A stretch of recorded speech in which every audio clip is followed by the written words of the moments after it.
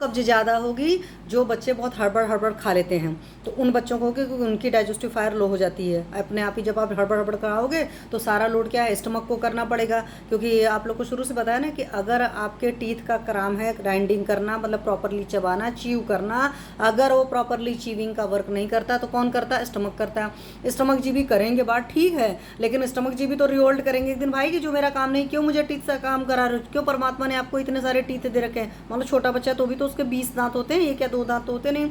बड़ों को मान लो 32 है, तो जो टीथ का काम है अगर वो टीथ ने काम नहीं किया तो वो काम स्टमक करेगा, और कुछ टाइम बाद स्टमक कमजोर भी पड़ जाएगा। रिवोल्ट करने की लैंग्वेज में, नॉर्मल लैंग्वेज में समझा रहे हूँ, बट आप समझो ना कि जो उसका काम नहीं उस काम को करेगा तो बेचारा तो जल्दी थक जाएगा। इसलिए फिर इस कॉन्स्टिपेशन की अलग साइकिल चलेगी, अलग तरीके से आपका इंडाइजेशन की प्रॉब्लम हो जाएगी, क्योंकि स्टमक के अंदर वो जूसेज, वो सारी चीज़ों की वो एक्सेस वर्क करेगा तो वो भी थक जाएगा। और कोई भी ऑर्गन आपका जब थक जाता है तो प्रॉपरली तरीके से काम नहीं कर पाता है। तो एक तो वजह होती है जो बच्चे हड़बड़ हड़बड़ खड़बड़ खड़बड़ खाते हैं।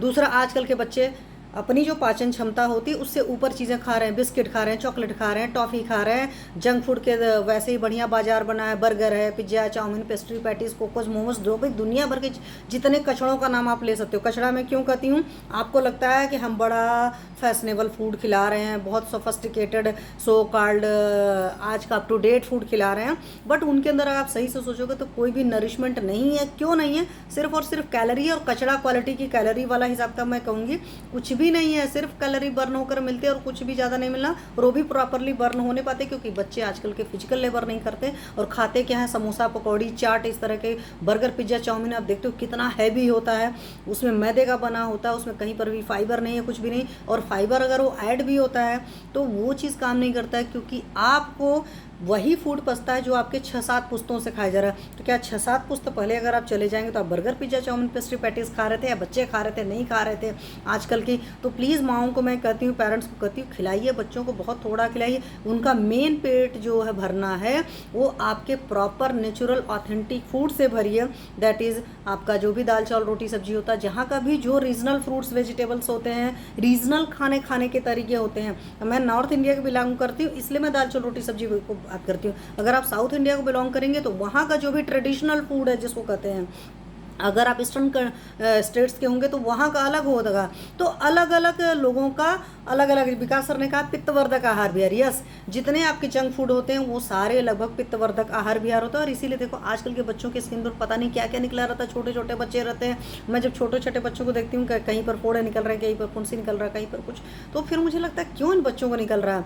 और आपको खुद ही पता है कि स्किन अगर किसी और मीडियम मतलब बॉडी नहीं निकाल पाती है, सुसु पॉटी के थ्रू कचरा नहीं निकल पाता, तब वो जाकर स्किन के थ्रू निकलता है। तो ये भी बहुत ज़्यादा है। सर ने कहा अभिसंधि फूड, यस दे और द चैनल ब्लॉकर, या आयुर्वेद के वर्ड में कहते जो आपके चैनल्स हैं उनमें कफ भर जाता है, उनमें कचड़ा भर जाता है। सिंपल लैंग्वेज में, आप अपनी लैंग्वेज में समझ लो, अभिसंधि फ्रूट का मतलब जो भी चैनल है, नाली है, नाली अगर साफ़ सुथरी होगी तो पानी अच्छे से फ्लो करेगा, पानी अच्छे से जाएगा। उसी तरह से हमारी बॉडी की जो चैनल है, हमारी बॉडी की जो नालियाँ हैं, उसमें जो आपके ब्लड को ट्रैवल होना है वो ब्लड सही से ट्रैवल होगा। लेकिन बीच बीच में उसमें कचड़ा पड़ा है, या कचड़ा ही पड़ा हुआ, या खून ही किसी वजह से गाढ़ा हो रहा है। लेकिन बच्चों में चीज़ कम होती है, बट बच्चों में भी वो चीज़ें होती हैं। भाई जिस तरह का खाना खाओगे, डाइजेस्ट होने के बाद उसी तरह के प्रोडक्ट्स बनेंगे, तो उस वजह से भी कॉन्स्टिपेशन होती है। तो बच्चे अगर जल्दी जल्दी खा रहे हैं तो भी प्रॉब्लम आएगी। जंक फूड अगर आपके बच्चे बहुत ज़्यादा खा रहे हैं तो भी प्रॉब्लम आएगी।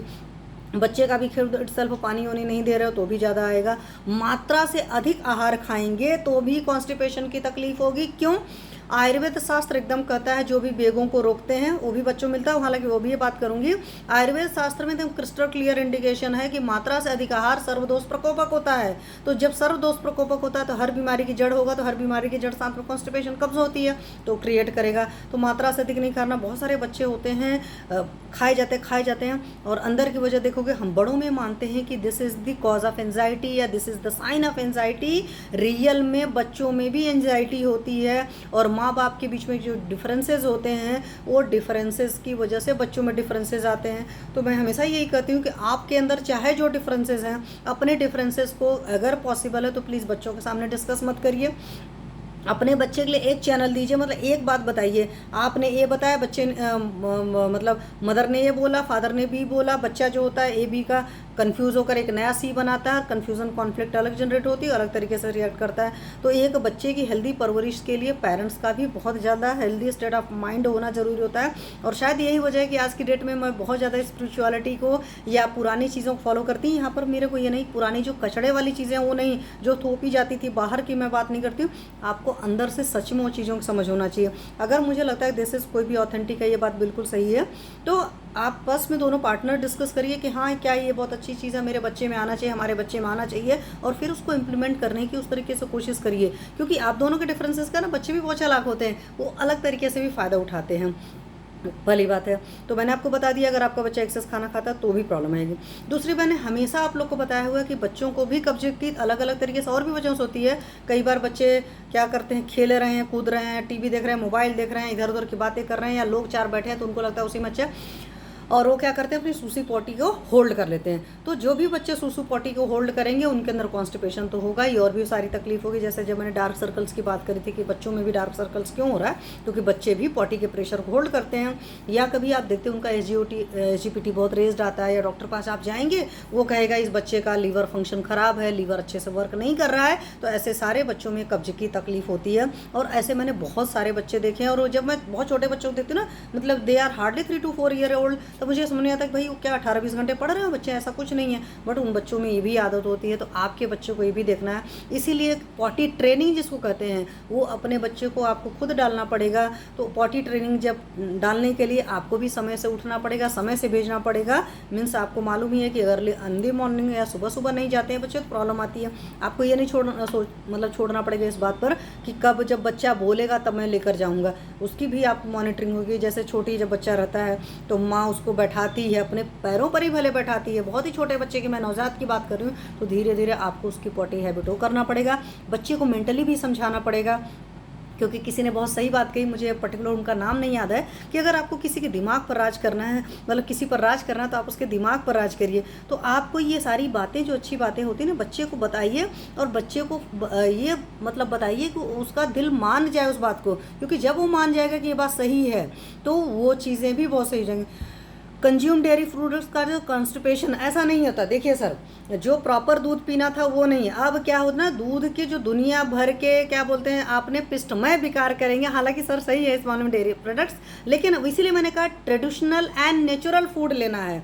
अब उसकी आप क्या बेकरी प्रोडक्ट्स बना रहे हो, उसमें दूध डाल रहे हो, या मिठाइयाँ वगैरह बड़ा खा रहे हो, जो भी मतलब दूध के क्या कर सकते हैं, डेरिवेटिव बहुत बना करके खाएंगे, नेचुरल तरीके से नहीं खाएंगे, तब जा करके प्रॉब्लम आएगी। तो डेयरी प्रोडक्ट्स में अब बहुत सारे लोग ऐसे भी होते हैं, मैंने क्यों काटा इस बात को, माफ़ करिएगा।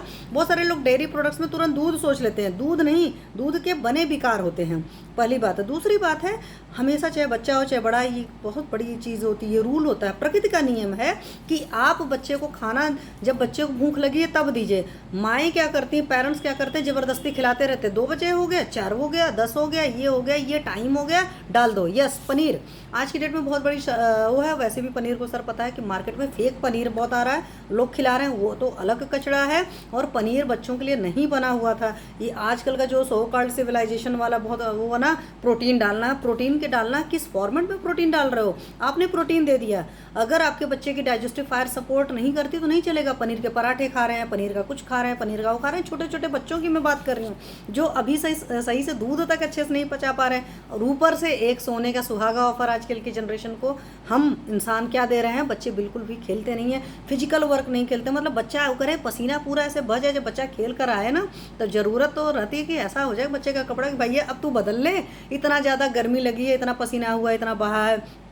तो बच्चे दिन भर चंचल होते हैं, उस तरीके से खेलें। आपको सिर्फ वॉच करने की ज़रूरत है कि कहीं गिर पड़ ना जाए, इन सब चीज़ों का ख्याल रखना है। लेकिन नहीं, बस क्या करेंगे, एक जगह डंप कर देंगे, बच्चे को शांति से बैठा देंगे, उस बैठाने के नाम पर क्या कर देंगे, एक मोबाइल थमा देंगे। तो प्लीज़ डोंट डू दिस। अगर आप इस तरह की चीज़ें करोगे तो कभी भी ये बातें हो ही नहीं पाएंगी। मतलब जो आप चाहते हो उसका पाचन ठीक हो तो तकलीफ आएगी। तो प्लीज़, अगर आप चाहते हो आपके बच्चे का पाचन दुरुस्त रहे, तो इस तरह का कोई भी कार्यक्रम नहीं करेंगे, इस तरह की चीज़ों को प्रमोट नहीं करेंगे। और आप जब समझ जाएंगे, आपका माइंडसेट चेंज हो जाएगा कि हाँ मुझे इस चीज़ का, तो धीरे धीरे आपके बच्चे के अंदर भी उस तरह की आदतें डेवलप होना शुरू हो जाएंगी। अब हम बात करेंगे कि इस बात के लिए एक चीज़ और